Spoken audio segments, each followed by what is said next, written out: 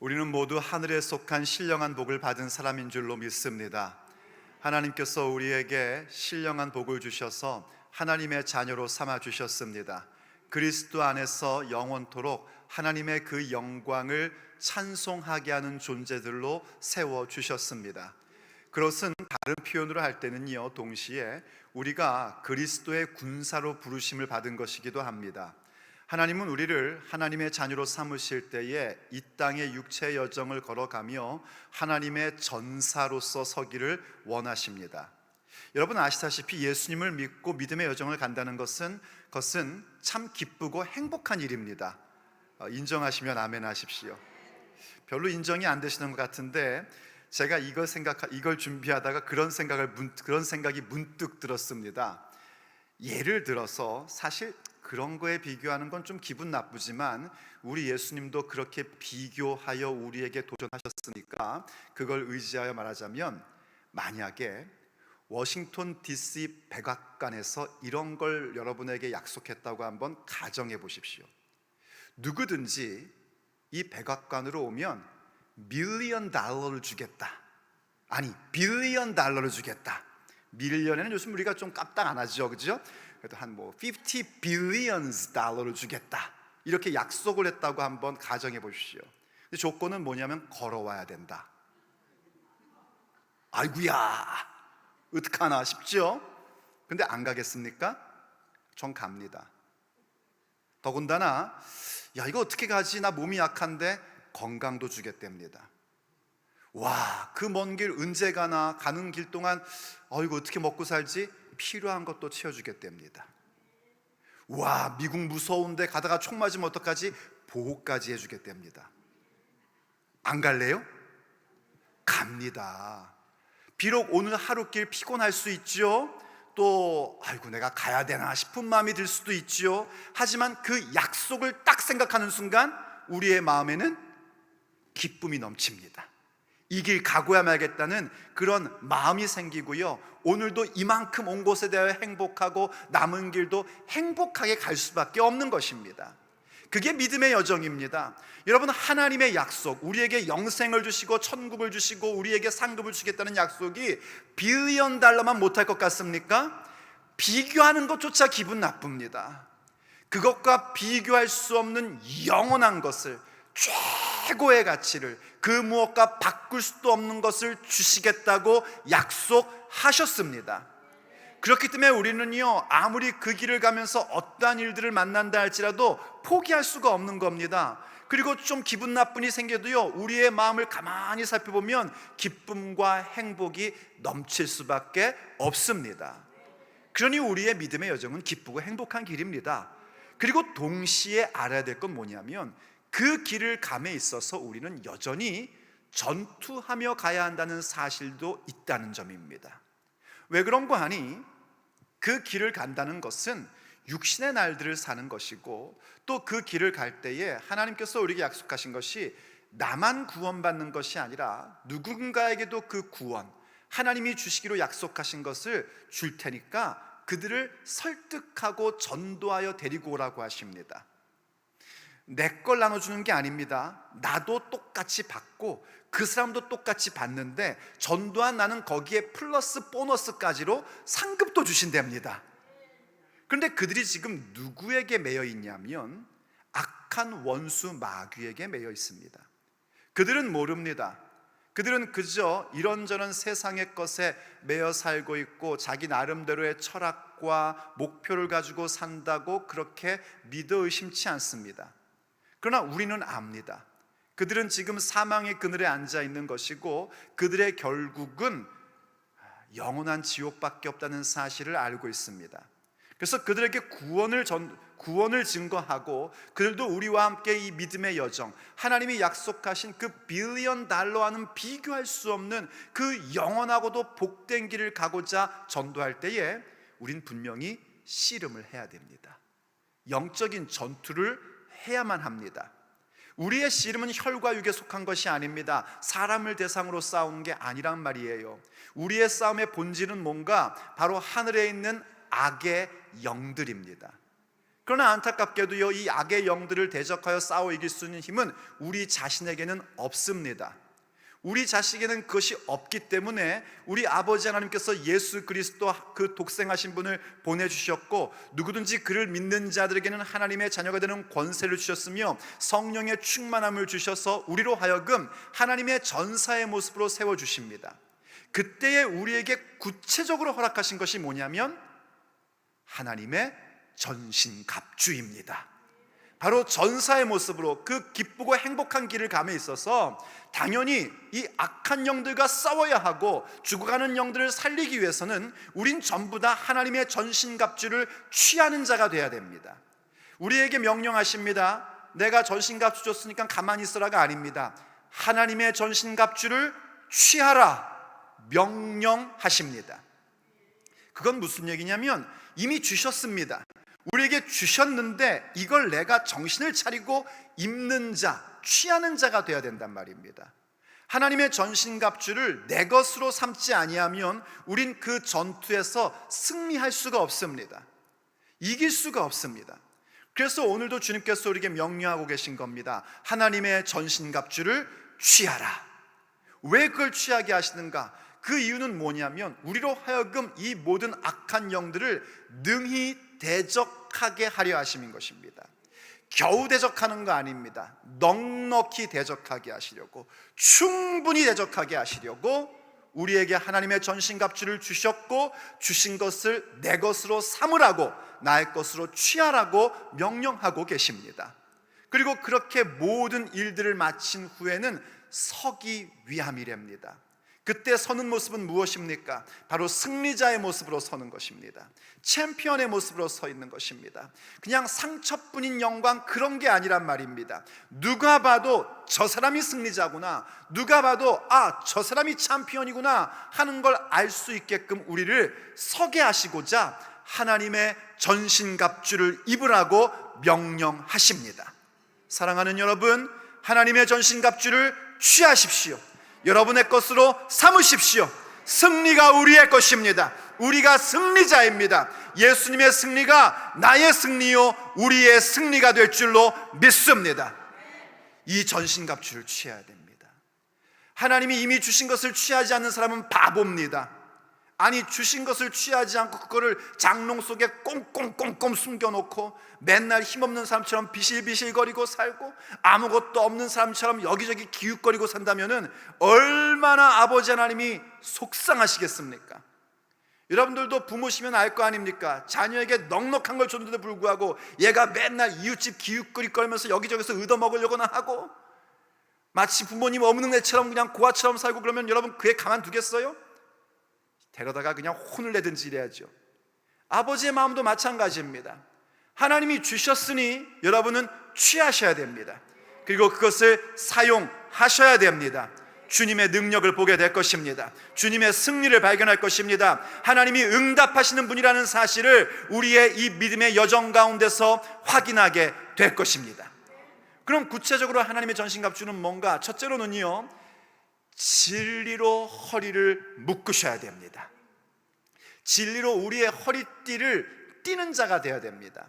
이 허리띠를 묶는다는 건 뭐냐면요, 우리의 삶을 정리정돈하는 것입니다. 고대 사회에서 어떠한 출발을 할 때, 일을 하러 갈 때, 혹은 전쟁을 하러 갈 때 모든 사람들은 허리띠를 메었고 그 허리띠 안으로 자기의 너풀거리는 옷, 지금의 옷과는 의복이 다르거든요. 그 원피스 같은 그 옷에 너풀거리는 것들을 다 차곡차곡 집어넣어서 정돈을 하는 것입니다.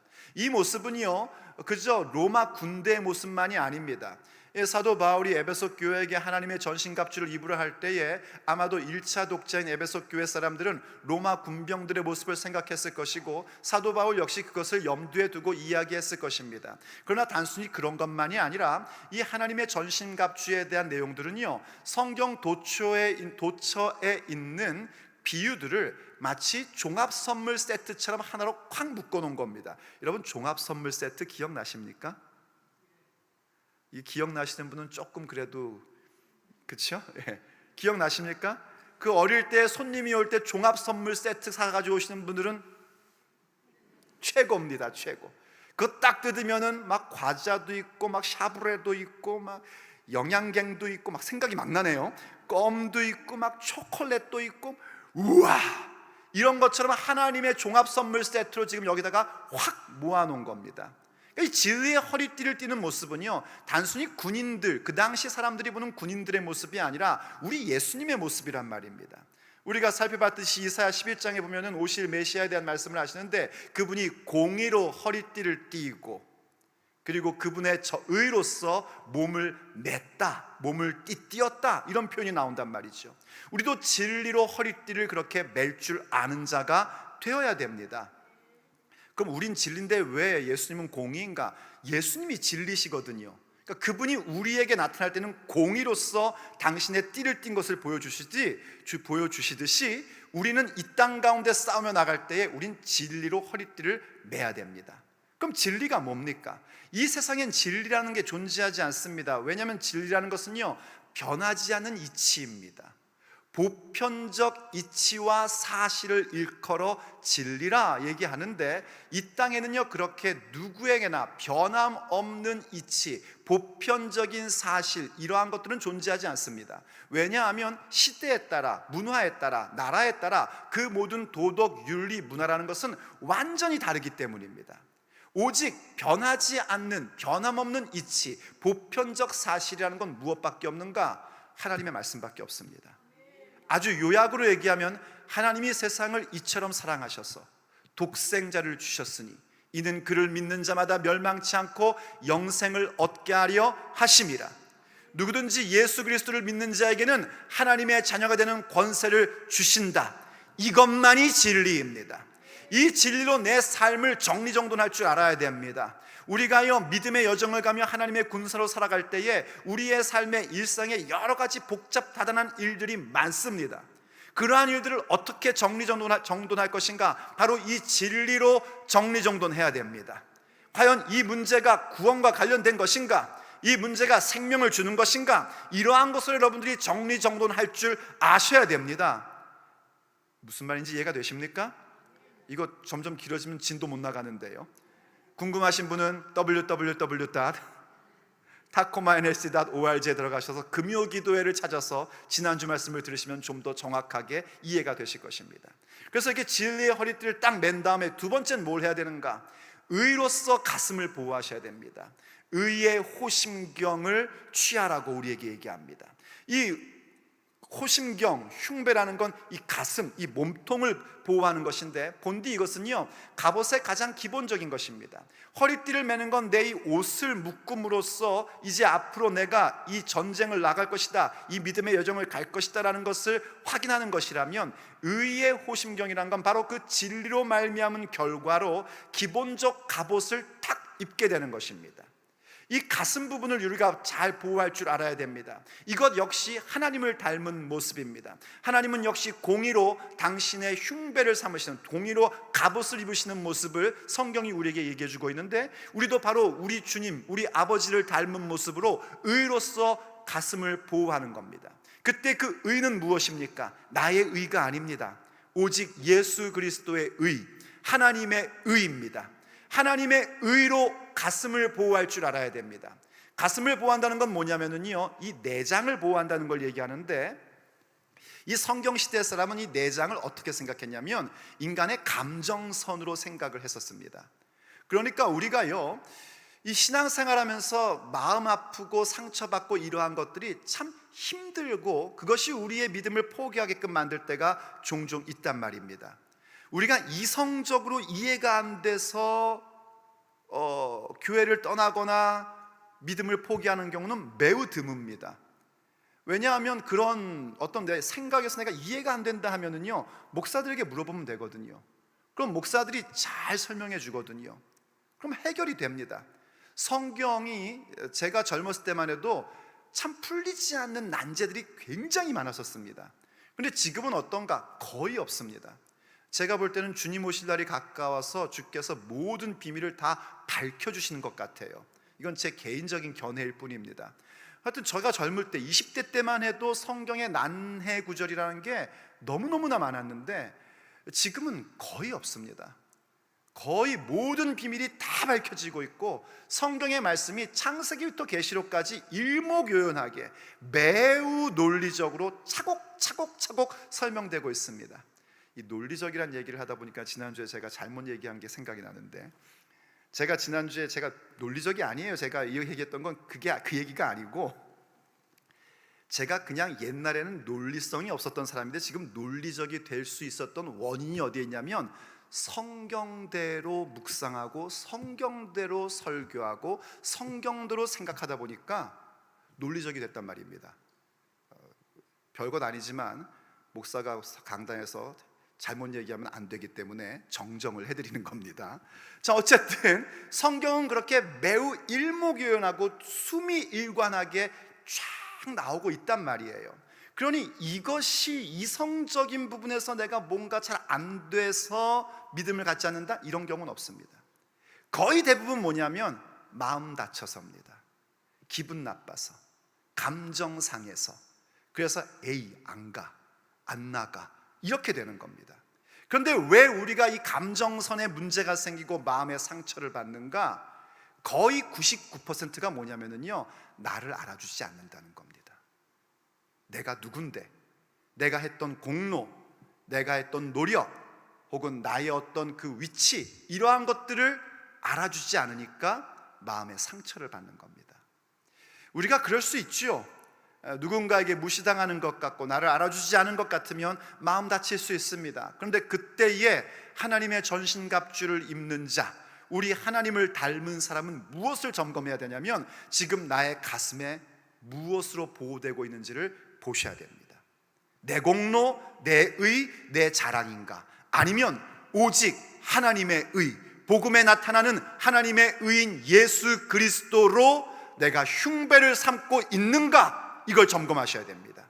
그리고 얼른 의로 내 가슴을 보호해야 됩니다.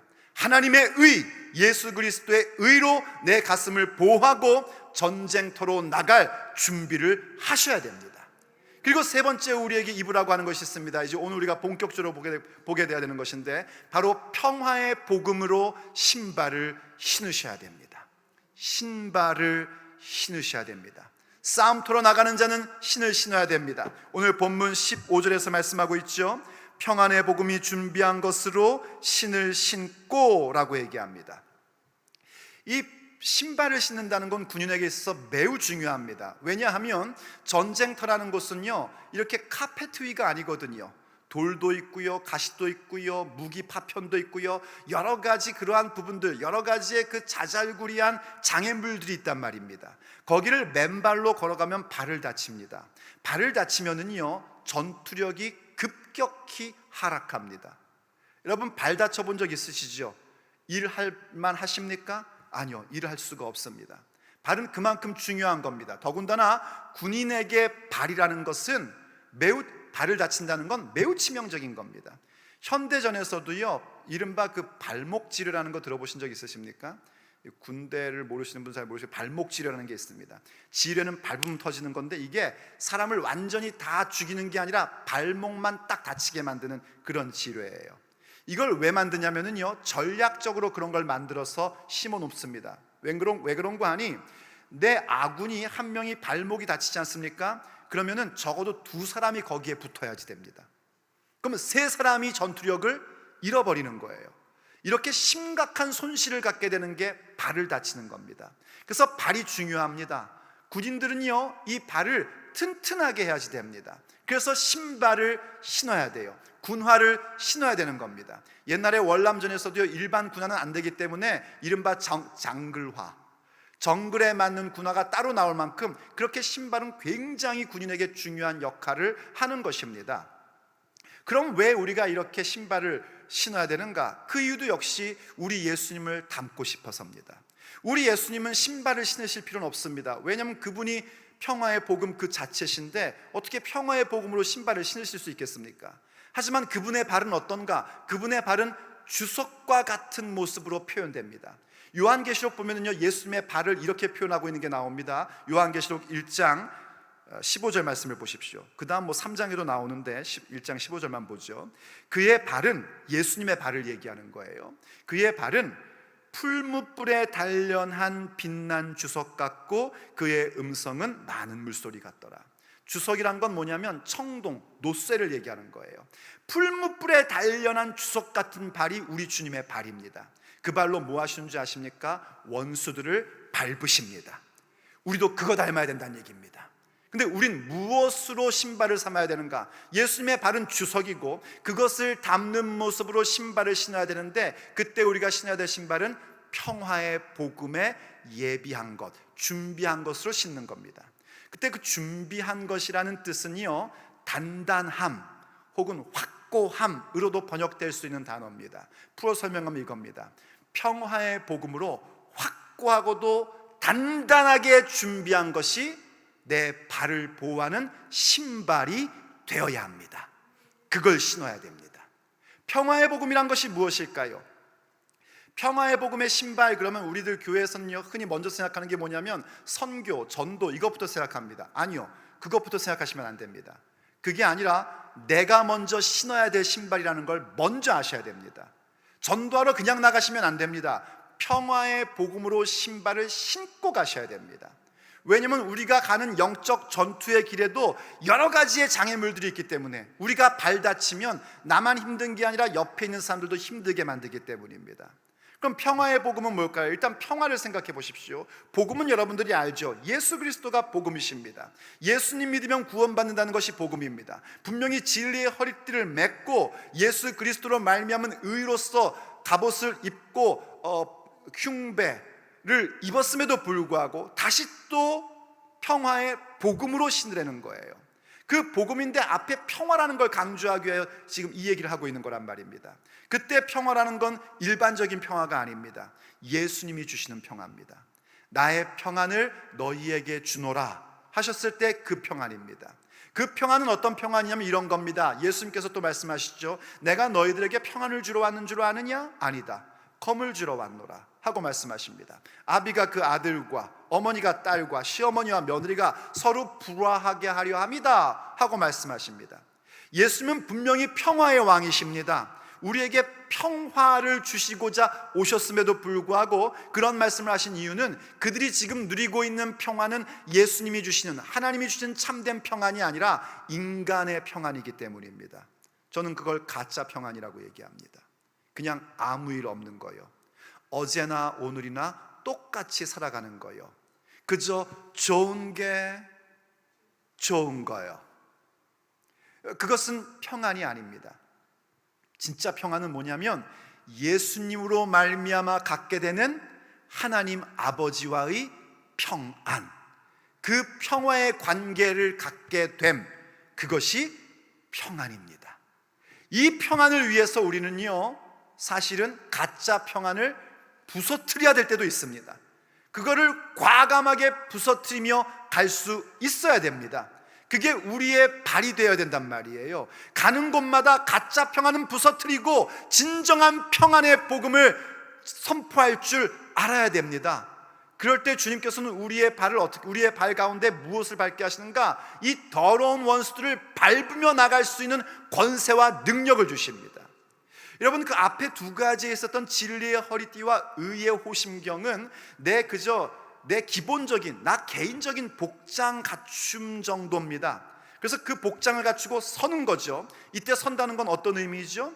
그냥 넋놓고 서 있는 게 아닙니다. 뭔가를 견디기 위해 서는 것이고, 또 견딘다는 것은 그냥 가만히 견디는 것만이 아니에요. 그 견디며 나아가기 위한 것입니다. 그냥 어디로 가기 위해서 우리가 일어서는 것처럼 하나님께서 원하시는 그 믿음의 전투를 가지고 믿음의 여정을 가지며 주께서 주시기로 약속하신 천국을 가기 위하여 일어서는 걸 얘기하는 거예요. 그때 진리의 허리띠와 의의 호심경은 나 개인에 대한 것인데, 이 신발이란 건 어떠한 것이냐면 능력으로 임하기 시작하는 겁니다. 진리의 허리띠와 의의 호심경은 나를 보호해주는 차원에 불과하지만, 이 신발은 적을 밟으며 나아갈 수 있는, 적이 깔아놓은 모든 장애물들을 밟으며 나갈 수 있는 능력이 되는 것입니다. 그런가 안 그런가 한번 누가복음 10장 19절을 보십시오. 예수님께서요 제자들을 전도하러 제자들을 보내시고 그 모든 전도하고 그 승리한 소식을 들으신 후에 그 제자들에게 정리하면서 말씀해 주신 대목 중에 하나입니다. 내가 예수님께서 너희에게, 제자들에게 뱀과 전갈을 어떻게 해요? 어떻게 해요? 밟으며입니다. 맨발로 밟으면 다칩니다. 평화의 복음으로 준비한 것, 그 단단하고 확고한 것을 신고 밟으셔야 됩니다. 밟으면 그들은 죽게 되어 있습니다. 원수의 모든 능력을 제어할 권능을 주었으니 너희를 해칠 자가 결코 없으리라. 그게 평화의 복음에 준비한 것으로 신을 신는 겁니다. 그러니 이 신발 신어야겠어요, 말아야겠어요? 반드시 신어야 됩니다. 그냥 폼 잡고 서 있는 것이 아니라 정말 주님께서 원하시는 그 방향을 향하여 나아가려면은요, 거기에 있는 모든 장애물들을 넘어가려면은 이 신발을 신어야 됩니다. 가짜 평안을 깨트려버리고 오직 하나님 아버지와의 참된 평안, 그 평안의 복음으로 신발을 확고하고 단단하게 신으셔야 됩니다. 그럼 모든 뱀과 전갈, 더러운 원수들이 내 발 아래 내려가 깔아 뭉개지게 되어 있고요, 그리고 우리에게 이 모든 악한 것들을 제어할 능력이 있음을 확인하게 됩니다. 그럼 하박국 선지자가 고백한 것처럼요, 주님께서 우리의 발을 사슴과 같게 하사 우리로 하여금 높은 곳을 다니게 하십니다. 그래서 이 신발 신어야 되는 겁니다. 그럴 때 그 신발을 확실하게 내가 무장을 하고, 그리고 이 뱀과 전갈 원수들을 밟으며 나가면서 나로 하여금 높은 곳을 다니게 하실 때에 우리의 발걸음이 뭐가 되는가? 이 평화의 복음을 증거하는 아름다운 발걸음이 되는 겁니다. 그때에 그게 되는 것이에요. 신발을 신고 나가야 평화의 복음을 증거하는 아름다운 발이 되는 것이지, 이 신발 신지 않고 그냥 막 나가면은요, 발 다쳐가지고 고생하십니다. 이 신발을 반드시 신으셔야 됩니다. 자, 그때 우리가 이제 나가서 이 발로, 이 놀라운 발이죠, 예수님의 주석과 같은 발을 닮은 그 신발을 신었기 때문에 우리가 저벅저벅 나갈 때 우리가 밟아야 될 존재는 누구냐면 더러운 원수마귀입니다. 다른 말로 하면 사람이 아니란 말입니다. 물론 우리가 공격당하고 우리에게 장애물이 되는 것은요, 사람을 통하여 옵니다. 그러나 그 사람이 대적이 아닙니다. 그 사람은 사실 어떤 존재인가? 악한 마귀에게 사로잡혀 있는 존재입니다.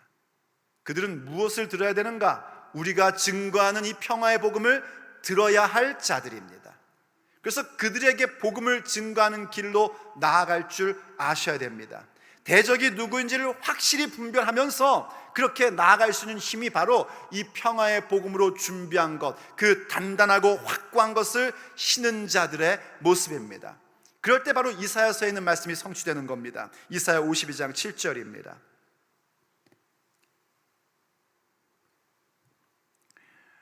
좋은 소식을 전하며, 복음이죠, 평화를 공포하며.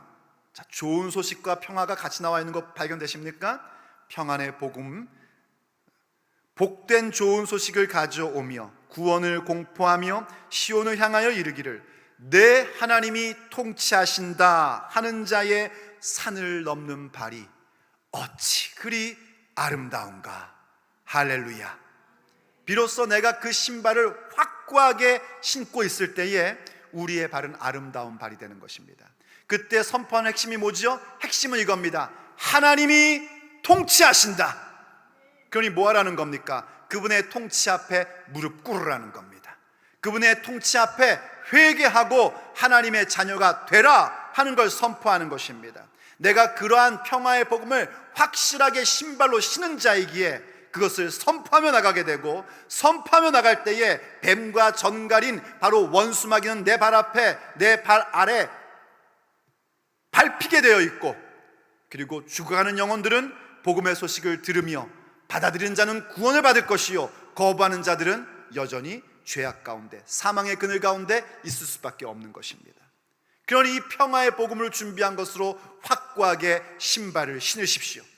여러분의 발을 높은 곳에 하나님이 두실 것입니다. 여러분은 보게 될 겁니다. 이 더러운 원수마귀가 내 발 아래 밟혀 있는 것들을 보게 될 것입니다. 내가 얼마나 하나님의 능력 가운데 발걸음을 걷는지를 보게 될 것입니다. 그 신발을 신고 걸어갈 때마다 주님의 능력이 나타나는 겁니다. 그리고 네 번째로 우리에게 취하라고 하시는 건 뭐냐면 바로 믿음의 방패를 들어라 하시는 겁니다. 이제 우리가요, 이 신발을 신었으면 믿음의 방패를 들어야 됩니다. 16절 말씀입니다. 모든 것 위에 믿음의 방패를 가지고 이로써 능히 악한 자의 모든 불화살을 소멸하고 라고 얘기합니다. 일단 여기 모든 것 위에 라고 얘기한 것을 여러분들은 그냥 쉽게 넘어가시면 안 됩니다. 어떤 그 목사님들이나 학자들은 이게 뭐 그냥 특별한 건 아니다, 그저 앞에 얘기한 진리의 허리띠를 띠고 의의 오심경을 붙이고 평화의 복음으로 신발을 신고 거기에 덧붙여서 믿음의 방패를 들어라 하는 것이다 라고 얘기하는데 제가 볼 땐 그렇진 않습니다. 모든 것 위에라는 얘기는 뭐냐면 지금까지 얘기한 이것, 허리띠 맸죠? 의의 오심경으로 갑옷을 입었죠? 그리고 또 평화의 복음에 단단한 것으로 준비된 것으로 신발을 딱 신었죠? 그런데 이걸로만은 안 된다는 겁니다. 여기에 우리가 반드시 꼭 취해야 될 것이 믿음의 방패를 들어야 된다는 겁니다. 왜 그러냐면은 우리의 믿음의 여정 가운데는 장애물만 있는 것이 아니라 악한 원수들의 직접적 공격도 있기 때문입니다. 그걸 오늘 본문은 어떻게 비유하고 있냐면 불화살이라고 얘기합니다. 이 불화살이 올 때에 이것을 막을 수 있는 것은 방패뿐이란 말입니다. 고대의 전투에도 이 방패는 굉장히 중요했었습니다. 고대에는요, 이 방패를 어떤 용으로 사용하냐면 두 가지 용도가 있어요. 하나는 뭐냐면 철저하게 화살이 오는 것을 방어하는 용인데, 이 방어할 때는 혼자 하는 게 아닙니다. 혼자 하는 게 아니라 이른바 방어벽이라고 했어요. 방패벽이라고 해서 이렇게 하나의 월을 만듭니다. 저렇게요. 보이십니까? 네, 저렇게 만드는 겁니다. 그럼 불화살이 오면은 이렇게 모여가지고 같이 하는 거란 말이죠. 그러니까 믿음의 방패는요, 내가 혼자 들고 있는 차원이 아니라 내 옆에 있는 동료와 함께 드는 겁니다. 그래서 저 큰 방패의 3분의 2 정도는 내 몸을 보호하고 나머지 양쪽에 3분의 1, 3분의 1로 반반 나눠가지고요, 이쪽은 내 동료의 방패와 겹치게끔 되어 있습니다. 그래서 어떠한 화살도 뚫고 오지 못하게끔 방어벽을 치는 겁니다. 근데 이게 이제 로마 군대로 들어가면 이 방패가 두 가지로 바뀝니다. 저렇게, 그러니까 다른 나라 사람들이나 혹은 고대의 방패는 저거 하나 가지고 저렇게 방어벽도 만들었다가 개인용도 썼는데, 로마 군대는요, 큰 방패가 있고, 지금 사진에 보고 있는 게 바로 큰 방패입니다. 저런 방패가 있고, 그리고 손방패라는 것이 있습니다. 이 손방패는 당연히 개인전에서 쓰는 겁니다. 칼로 싸울 때 개인전에 사용하는 것인데, 저 큰 방패는 저렇게 발전을 합니다. 저건 뭐냐면 불화살을 막는 방어뿐만이 아니라 적의 성을 공략하기 위한 기본적 공격 자세입니다. 이해가 되십니까? 그러니까 성을 공격하러 나가면은 성에 있는 사람들이 가만히 안 있잖아요. 막 활을 쏘댄단 말입니다. 그럼 방어벽을 쳐야 되죠. 근데 방어만 하고 있어가지고는 성을 어느 세월에 공격을 합니까? 성으로 가까이 가야 된단 말이에요. 그럼 저런 식으로 로마 군인들은요, 저렇게 방어벽을 따다다닥 만들어가지고요, 그 안에, 저 안에는 리더가 한 명 있어요. 그래서 리더가 얘기를 합니다. 홀드! 뭐죠? 이렇게 홀드가 한국말로 뭐예요? 버텨라! 네, 버텨라! 그러면은 버티고 있고요, 일부 앞으로 한 발자국 딱 가야 되고, 일부 앞으로 또 딱 가야 되고, 이렇게 하는 겁니다. 그러니까 리더의 방어를 하면서 리더의 말을 잘 들어야 돼요. 버텨라! 그럼 버텨야지 되고, 일부 앞으로! 그럼 발자국을 옮겨야 됩니다. 2부 앞으로! 그럼 2부 딱 가서 버티고, 그렇게 하면서 성에 가까이 간 다음에 그 성을 공략해 나가는 겁니다. 이해가 되십니까? 그런데 이때 정말 중요한 게 뭘까요? 방패를 들려면은요, 탁 이렇게 해야 됩니다. 이게 가드라는 겁니다. 이 가드를 딱 버티고 있어야 되지, 이게 힘이 빠져가지고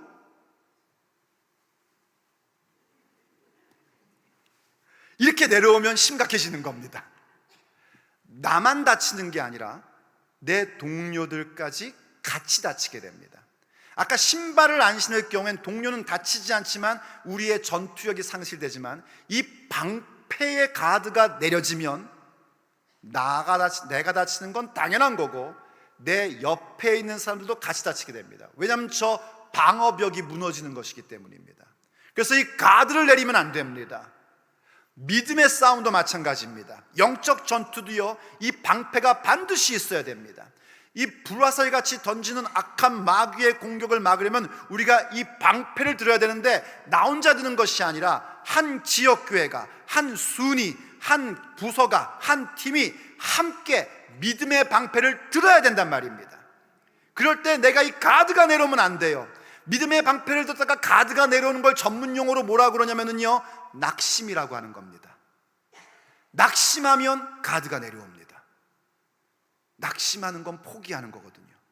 그러면 나도 죽고 내 팀이 죽는 거예요. 성을 공략할 수가 없습니다. 가드를 올리셔야 됩니다. 가드를 올리는 걸 뭐라고 그러냐면 믿음이라고 하는 겁니다. 믿음의 방패를 드셔야지 됩니다. 그럼 믿음의 방패는 과연 뭘까요? 우리의 방패는 오직 한 분, 하나님이십니다. 창세기 15장 1절을 한번 보십시오. 이후에 여호와의 말씀이 환상 중에 아브라함에게 임하여 이르시되, 아브라함아 두려워하지 말라. 나는 내 방패요 너의 지극히 큰 상급이라. 아멘. 우리 여호와 하나님 아버지께서 우리의 방패이십니다.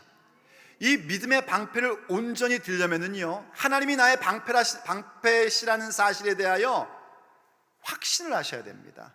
신뢰를 하셔야지 돼요. 근데 그 믿음의 방패, 그러니까 방패를 드는데 믿음이란 말이죠.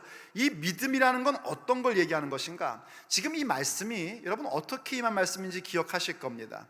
올해 우리 교회 표가 뭐죠? 예, 더 좋은 소망입니다. The better hope, a better hope. 더 좋은 소망이에요. 아브라함이 더 좋은 소망을 가지고 믿음의 여정을 시작했습니다. 그러면서 하나님 앞에서 살면서요, 더 좋은 가치가 무엇인지를 그가 확실하게 알게 됐습니다.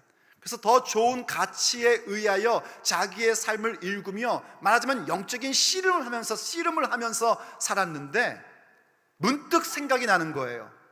여전히 하나님은 나에게 약속의 말씀의 성취를 위한 자식을 주지 않으셨다. 언제쯤 하나님의 약속은 성취될 것인가? 그런 고민이 확 들어온 겁니다. 그리고 하나님께서 주신 더 좋은 가치를 위해 살다 보니까 자기에게 생긴 거는 더 위험천만한 상황 가운데 빠지게 되었고, 열심히 싸워서 승리했는데 남은 건 하나도 없고, 이런 상태 속에서 하나님이 불현듯 아브라함에게 말씀하신 거예요. 얘야, 내가 너의 방패란다. 내가 너의 상급이란다. 이렇게 말씀하실 때 이 말씀이 믿어져야 된단 말입니다. 근데 아브라함은 사실 안 믿어졌거든요. 그래서 아브라함이 하나님께 어떻게 합니까? 막 화를 내지 않습니까? 하나님, 제 상속자는 내 집에서 길린 엘리에셀입니다. 아버지께서 나에게 자식을 주시지 않으니 내 집에서 길린 자가 내 상속자입니다 하면서 하나님 앞에 막 울부짖습니다. 그렇게 할 수 있었던 이유는 뭐냐면요, 어떻게 감히 하나님 앞에 한 인간이 그럴 수 있겠습니까? 그건 뭐냐면, 하나님께 부름을 받은, 하나님께서 그를 구원하시고 믿음의 여정을 가게 하시는 그 모든 과정 가운데 하나님과의 깊고 친밀한 관계가 형성되었음을 얘기하는 겁니다. 여러분들도 하나님과의 관계가 확실해지면은요, 하나님 앞에 그렇게 부르짖을 수 있습니다. 내 속의 울분과 내 속의 한과 내 속의 서름과 이러한 것들을요, 하나님께 전부 다 토해낼 수 있는 자가 됩니다. 이게 있으셔야 됩니다. 그럼 하나님이 어떻게 하실까요? 감히 네가 나한테, 하나님은 안 그러십니다. 우리의 그 한과 서러움과 아픔과 그 불신하는 마음을 하나님 앞에 쏟아내면은요, 하나님은 오히려 우리를 끌어안아 주십니다. 그리고 그 토해낸 것들을 다 닦아 주십니다. 그러면서 또 어떻게 하시죠? 말씀을 주십니다. 말씀을 주시면서요, 설득해 주시는 거예요. 그때 아브라함이 잘한 게 무엇이죠? 하나님의 그 설득하시는 말씀에 설득당하는 겁니다. 설득당하는 은혜가 우리 가운데 있어야 됩니다. 설득당하십시오. 어차피 누군가에게 설득당합니다. 내 생각에 설득당하든지 세상 사람의 말에 설득당하든지 하나님께 설득당하십시오. 하나님께 설득당한 겁니다. 그분의 말씀에 설득당하니까는요, 드디어 이 말씀이 믿어지는 겁니다. 그렇구나, 하나님이 나의 방패시구나.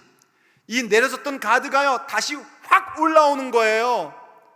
하나님 앞에 토해낼 줄 아는 그 관계를 갖고 있는 모습, 하나님 말씀에 내가 설득당하는 모습, 그때 우리 가운데는 하나님을 신뢰함이라는 것이 생기는 겁니다. 그게 믿음입니다. 그래서요, 사무엘 하 22장 31절에 보면 이렇게 말씀하고 있습니다. 하나님의 도는 완전하고 여호와의 말씀은 진실하니 그는 자기에게 피하는 모든 자에게 무엇이라고요? 방패시로다. 믿어주시면 아멘 하십시오. 하나님의 말씀은 정말 완전하고 진실하다는 사실이 우리에게 설득되어지니까 우리가 어떠한 상황 가운데서도 누구에게 피합니까? 우리 하나님께 피하는 겁니다. 주님의 그늘 아래 피하게 되는 것입니다. 그럴 때마다 주님은 우리에게 무엇이 되어주시는가? 방패가 되어 주십니다. 주님이 방패가 되는 것, 그것을 믿는 믿음이 우리 가운데 다시 생기는 거예요. 오직 믿음, 하나님을 믿는 믿음, 그분의 말씀에 설득당하는 믿음, 그분의 말씀은 언제나 진실하고 완전하고 항상 성취된다는 믿음, 그분의 약속은 항상 신실하며 나의 육체의 날들 가운데 반드시 실현되고 나의 영혼의 때 그 열매가 무엇인지를 확인하게 된다는 그 믿음이 바로 우리의 방패가 되는 것입니다. 그때 주님이 우리의 방패로서 존재하시게 되고 그 방패를 내리지 않을 때에 어떤 적의 불화살도 우리를 망가뜨리지 못합니다. 도리어 우리는 그 방패 벽을 만들고 적의 성 가운데 점점점 가까이 갈 것이고 대적의 문을 취하는 자들로 세워지게 될 것입니다. 그래서 신명기에서요, 모세를 통하여 하나님께서 우리를 향하여 이렇게 말씀하신 것을 보게 됩니다. 우리 같이 한 목소리로 믿음을 가지고 한번 읽어보겠습니다. 시작. 이스라엘이여, 너는 행복한 사람이로다. 여호와의 구원을 너같이 얻은 백성이 누구냐? 그는 너를 돕는 방패시요 내 영광의 칼이시로다. 내 대적이 내게 복종하리니 내가 그들의 높은 곳을 밟으리로다. 아멘. 이것이 우리의 모습입니다. 하나님의 전신갑주를 취하십시오. 평화의 복음에 준비한 것으로 여러분의 신발을 신으셔야 됩니다. 가짜 평안은 깨트려버리고 오직 하나님과의 평안을 추구하며 살아가십시오. 그럴 때 그 복음을 증거할 때마다 기적의 역사는 일어나게 될 것입니다. 모든 대적들을 밟는 역사가 나타나게 될 것입니다. 하나님의 능력이 무엇인지를 확인하게 될 것입니다. 오직 주님의 말씀에 설득당함으로 믿음의 방패를 굳건히 드십시오. 낙심하면 안 됩니다. 가드가 내려오면 큰일 납니다. 하나님께 설득당하셔야 됩니다. 뭐 어려운 게 있다고요? 아직 약속의 말씀이 성취되지 않았다고요? 주 앞에 토하며 기도하시고 부르짖으십시오. 주님께서 또 설득해 주실 것입니다. 그 말씀의 신실함으로 말씀해 주실 것입니다. 말씀의 능력이 무엇인지를 경험케 해 주실 것입니다. 여러분의 가슴을 뜨겁게 하고 여러분을 힘있게 만들 것입니다. 내가 정말 행복한 사람이라는 것을 확인케 해 주실 것입니다. 다시 믿음의 가드를 올리십시오. 방패를 드십시오. 대적의 문을 취하십시오. 그 대적을 밟는 자가 될 것입니다. 높은 곳에 있는 대적조차 우리의 발 아래 밟히게 될 것입니다. 하나님의 전신갑주를 취하십시오. 그리고 이 땅을 위하여 기도하십시오. 교회를 위해 기도하십시오. 주님께서 하실 일들을 기대함으로써 나아가십시오. 주님께서 우리로 하여금 능히 대적하게 하시고 반드시 승리자로 세워주실 것입니다. 그러므로 오늘도 우리가 함께 찬미하고 기도의 자리로 나아가기를